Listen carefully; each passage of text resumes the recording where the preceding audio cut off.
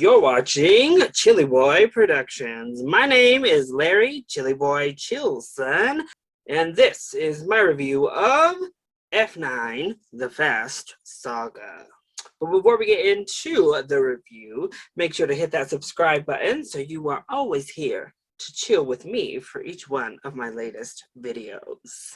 F9 does mark the 9th film in the main Fast and Furious franchise, though it is the 10th film of the overall universe. In this installment, we catch up with Dom and Letty as they are living a peaceful life off of the grid when Dom's family past comes back to haunt him, forcing him back into the action. So the thing is, I actually really enjoy the Fast and Furious franchise. I enjoy most every one of the films that have come before. There's a couple duds, of course, but even like The Fate of the Furious, I didn't love by any means, but I certainly didn't hate it as much as most. So I was going in really hoping that that was going to be the case with this 9th film. And no, that was not the case. This pretty much took the cake as the worst film in the franchise for me. It was not good. So let's go ahead and talk about the few things this film does right with our positives.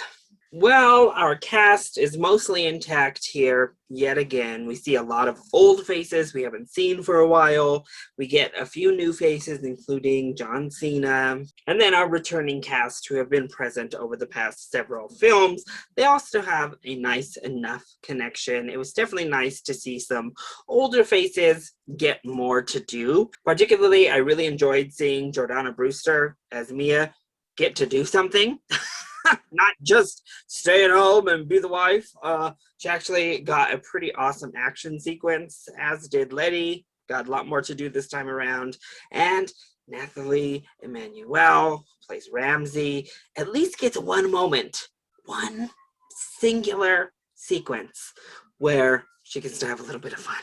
Also, some of the action is okay. Some of the action is fun-ish. And we get cute moments when the film does actually stop for a second and let us try to soak in some of the heartfelt atmosphere. It works okay, particularly the ending of this film I actually thought was quite cute and I appreciated it for what it was. The stuff with Dom and his little son Brian was cute and I thought they actually had a pretty nice chemistry there as well. Helen Mirren is fun and she looks like she's having fun. Yeah, but we done with that. Enough of that mess. This film is a mess. It is a mess up, down, left, right, all around. So let's go ahead and talk about the negatives with F9. And I want to start with a negative outside of the film that was then brought into the film, and that is Vin Diesel deciding it was a good idea for him to hop on out here and say that he and Dwayne "The Rock" Johnson fought over Vin Diesel giving tough love and like pulling out the best performance from The Rock, and really you got to give it your all and do everything. Vin, you have the gall, the absolute nerve to come out and say that before this film is released, a film in which you had the opportunity for a gym to be brought to you to work out, and you were like, nah, we'll just touch it up in post. Well, let me tell you something. Dwayne "The Rock" Johnson doesn't get touched up in post. He's really that big, and he really commits to getting that big for his roles. Secondly, you, Vin Diesel of everyone, is giving out and shelling acting advice to people after this performance I just saw in the 9th Fast and Furious movie? Are you kidding?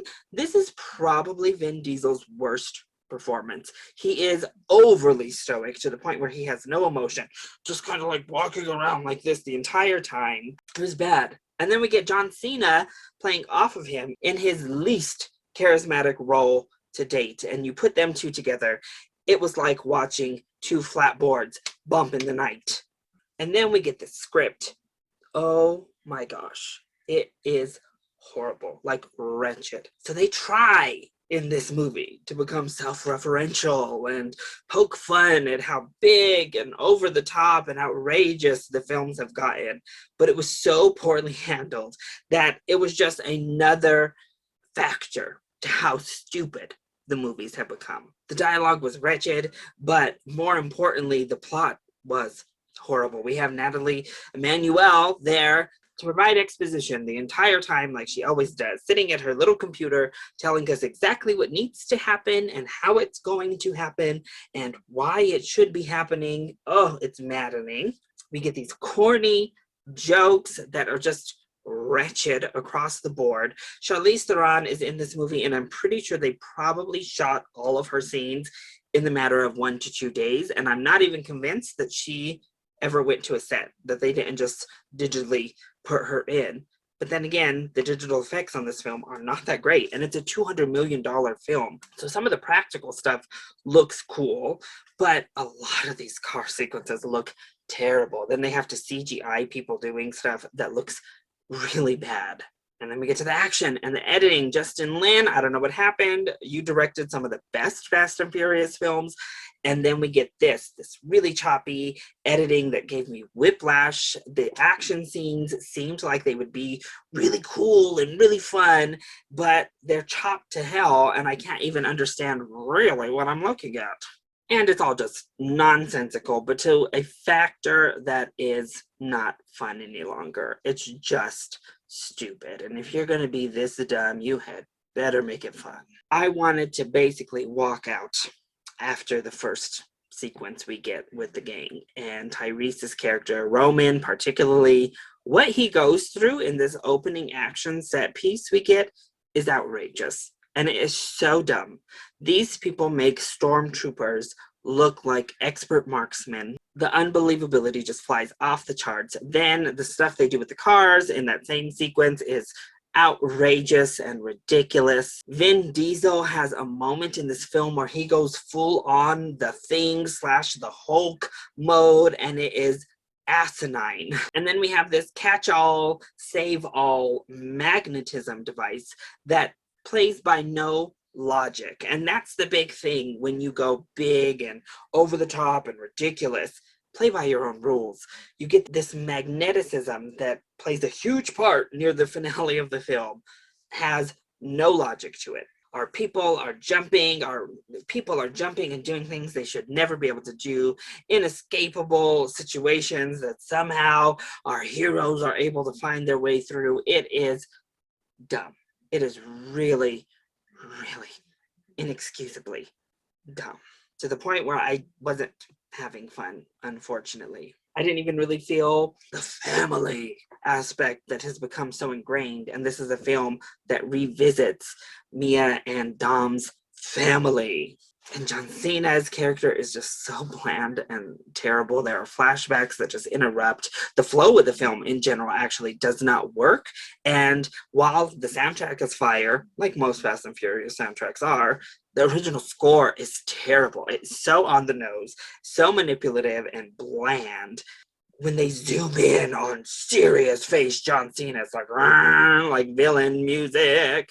It's really bad. It's so on the nose, but it doesn't have the skill of, say, a Deadpool to pull this type of meta commentary off. And instead, it just comes off as big, loud, obnoxious, and dumb. So overall, I wanted to love F9 and at the very least have fun with it. But there's very, very little to even like in this film. It took all of the worst aspects of the previous entries of the franchise, sucked them dry of the good, fun, enjoyable aspects, and just delivered this obnoxious shell of a film. So honestly, I guess if you're a fan of the Fast and Furious movies, give this a matinee. It does not need a full price ticket. Otherwise, just skip this altogether. It is utter nonsense. And at this point, I'm 100% convinced they should have stopped after 7. With the way 8 went, and now with this, yeah, we should have stopped at 7 and called it a day. But If you do decide to head out and see it, there is a mid-credit sequence, so make sure you at least stay through the first portion of those credits. So that is my review of F9.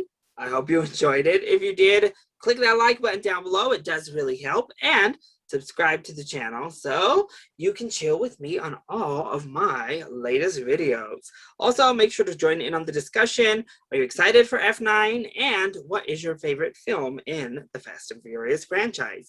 Let me know either in the comment section down below, or you can hit me up on Twitter. I love you all so much for your continued support. Thank you for watching, and we'll see you next time. Bye.